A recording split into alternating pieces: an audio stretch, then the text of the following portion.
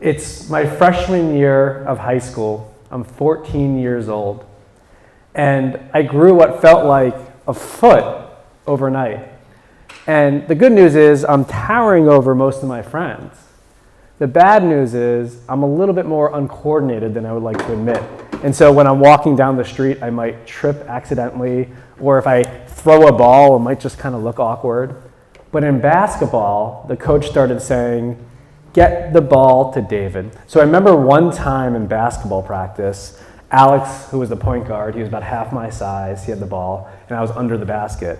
I said, "Alex, pass me the ball." He throws me the ball, and I catch it. So proud of myself. I was like all the way over here. I had 2 steps to go to the basket. I think my first step, as I'm going to my second step, I trip and I fall straight to the ground, right on my face like this. And I'm thinking to myself, okay, not so bad. My nose is still intact. And I look up and I see Alex laughing at me. Alex, the guy who I grabbed pizza with after school, is laughing at me. And he looks at me and he goes, "You're such an oaf." And everybody starts laughing at me. Before I knew it, I was being, oh, by the way, if you Google the definition of oaf, don't do it, I'll just tell you what it is. It's a stupid or clumsy person. Before I knew it, I was being called oaf in chemistry class. I was being called oaf in the cafeteria. After school, my friends would say, "Hey, oaf, do you want to come over and hang?" And I would look at them and I would say, "Stop calling me oaf." And they would throw it back at me and they'd say, "Oh, you can't take a joke. It's not a big deal." It came to a head later on that year. We were doing a music performance for the end of the year for our parents. And we were in music class. And what we did was we took a popular song from all the way back in the 90s. The band was Belle Biff DeVoe, and the song was Poison. And what we did was we changed the lyrics of the song for the performance. So my apologies in advance. The chorus goes like this: "That girl is poison." And we changed it to, "This year is over." And Alex and some of my friends changed it to, "The year is O-fer." And then Poison has the word repeated like several times after that. Poison, poison. And so of course they started saying, "O-fer, O-fer." And before I knew it, the entire class of 50 people were laughing and doing it as well. And I was laughing along too, but I was obviously hurting inside. Well, that cemented it. For the next 3 years of high school, my nickname was Oaf. And as we got to graduation and we all moved on our separate ways, luckily the name Oaf died there. And it really hasn't been brought up until today. But when I think back to that time, and during that time, what bothered me more than people calling me Oaf was the names that I called myself. Because when they called me Oaf, I wanted to be able to say, "You're right back to them, and my mind was just blank. So instead of calling them a name back, I would say to myself, "You're such a loser." Can you guys relate to that? I would say, "You're a failure. You can't get back at them," and so I would just move on. In fact, in college, there was times where I called myself a failure. In law school, there was times I called myself a failure. And spoiler alert, as an entrepreneur, there's many times I label myself a failure. About 2 years ago, I'm sitting on my back deck with my dad. I just turned 40. And as you do on milestone birthdays, you know, I guess more closer to everyone here, 18, 20, 21, you reflect on your life. And I was reflecting on everything that I'd accomplished up until that date. And my entire life, all I wanted to be was an entrepreneur. I remember even in high school, even back in middle school, I would walk into Office Depot and Staples, and I would pretend I'd be buying all these different supplies from the shelves, whether it's staplers or cash boxes or binders, for my future business. That was my fun. And here I was years later, grateful. I was running a multi-million-dollar company. I was living in the house that I always wanted to be in. And I achieved a lot of my dreams. But there was that voice inside my head that was still saying, "You know, Dave, Your 20-year-old self would, at this time, expect you to have a bigger business and to be more well-known. In fact, you're probably more of a failure than you think. And as I'm sitting there with my dad on my deck and I'm thinking that, I'm like, should I tell him? And I made the mistake to share those words with my dad. And he just looked back at me and goes, Dave, you don't know how good you are. Do you know how many people would want to have what you have and achieve what you've achieved? And the truth was, at that time in my life, I felt once again stuck in my comfort zone. And I had felt that way for years. By the way, there's nothing wrong with being in your comfort zone because it's comfortable. But there were still things that I wanted to do, achieve, and have that I knew I would have to be uncomfortable again in order to get there. The question was I willing to do it? And did I know how?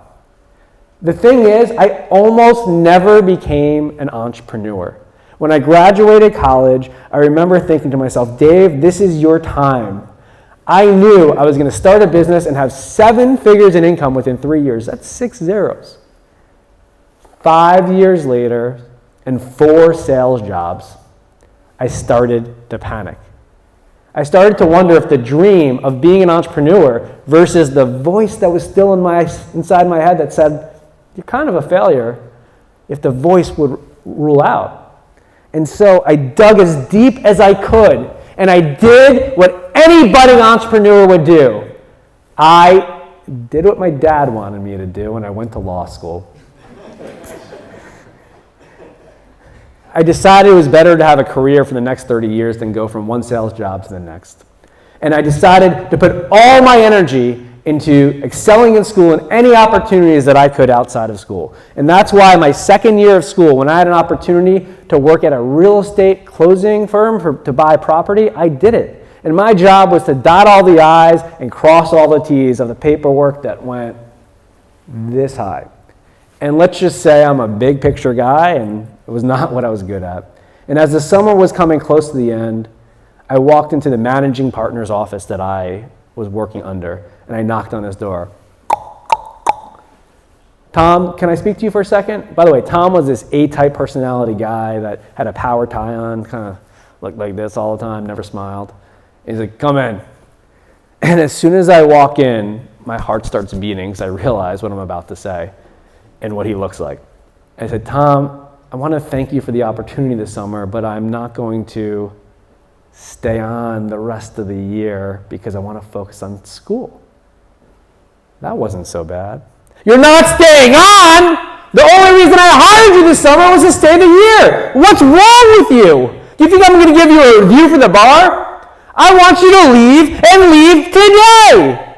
It felt like he was screaming for hours, but it was probably only a few minutes. I get up, I turn around, I walk out, and what is a normally bustling office is dead silent. I don't look to the left, I don't look to the right, I just went straight to the elevator, hit the down button, went to the streets of Manhattan, and started crying. A couple days later, I reflected on what happened in that office, and there was 2 things that I knew for sure. Number 1, I was never going to treat somebody like that at work or in life. And 2, as much as I could help it, I was never going to put myself in a situation to be treated that way. And I had this visceral reaction that I remembered the dream of why I wanted to be an entrepreneur. It's because I wanted to have a big impact on the world. And I decided to start taking action. I didn't know which way I was going, but I knew I needed to move forward. So I picked up a camera that I got, and I started interviewing as many entrepreneurs as I could because I wanted to find the magic answer on how I could start a business in 1 year or less. I took all those interviews and I put them on a cable access TV show. While I didn't get a magic answer, there was one underlying theme, and that was keep taking action. In fact, the theme of keep taking action is something that I've seen throughout my entrepreneurial career. And then a few years later, I heard a story that completely transformed my life. This story is over 2,000 years old. It takes place in China. A farmer buys a horse from his neighbor. The next day, the horse escapes. The neighbor sees this, and he comes over and he goes, I'm so sorry your horse escaped. The farmer looks at him and says, Good thing? Bad thing? Who knows? Maybe not in a Jewish accent, but that's my version. The next day, the horse comes back and it brings back 3 wild horses. The neighbor sees this and says, "Oh my God, you're the richest guy here." The farmer looks at him and says, "Good thing? Bad thing? Who knows?" The farmer's son is riding on one of the wild horses the next day and he breaks his leg. The neighbor sees this and he says, "Oh my God, that's so terrible. I'm so sorry." The farmer looks at him and says, "Good thing? Bad thing? Who knows? It's my son. It's a bad thing, but not for him." Finally, there's a war that breaks out, and all young men are conscripted to fight. The neighbor's son is sent off to war. He comes over crying to the farmer and says, "I am so sad. You're so lucky that your son doesn't have to go off to war because he's injured." And once again, let's do this together. The farmer says, "Good thing, bad thing, who knows?" The moral of the story is to never label a situation as good or bad. As soon as you label something as bad, you experience it as bad. You could have said what happened to me being called oaf in high school was bad. You could have said not finding my way to entrepreneurship in the first 5 years of graduating college was bad. But those formed who I am today. You could have said being thrown out of that lawyer's office at that moment was a bad thing, but I kept moving forward. I picked up a camera, I started filming entrepreneurs, and I said, well, what if I took this camera and I put it on lawyers? And what if I started taking those interviews with lawyers and turning those into courses? What if I took an idea my dad had 6 years earlier and turned it into a business? Within 1 year of being thrown out of that lawyer's office, I was an entrepreneur. So why, all these years later, when I'm sitting down with my dad on my deck, did I once again feel stuck in my comfort zone? When I was at the lawyer's office, at that moment I felt like I hit rock bottom. But now I felt like I hit my ceiling. Was this the most success I was going to have in my life? Was I going to be able to achieve more? And when I thought really long and hard about it, it's not that I wanted a bigger business or to be more well known. I'm not going to complain if it happens. But what I realized was the dream of when I wanted to be an entrepreneur is I wanted to have a bigger impact and I wanted to do it faster. And then as soon as I shifted my thinking once again from how do I get out of my comfort zone for me to how do I get out of my comfort zone for good, to have impact, I started breaking through those walls that had been holding me back for years. For 3 years, I was asked to be president of the Entrepreneurs Organization. Not thinking I could handle it or it wasn't for me, I always said no. Finally, I said yes, and I ran for president of EO, and now I am actually currently the president of Entrepreneurs Organization.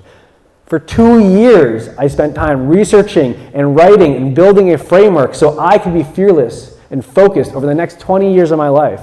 And 2 weeks ago, I published my first book called The Fast Forward Mindset that shares this framework.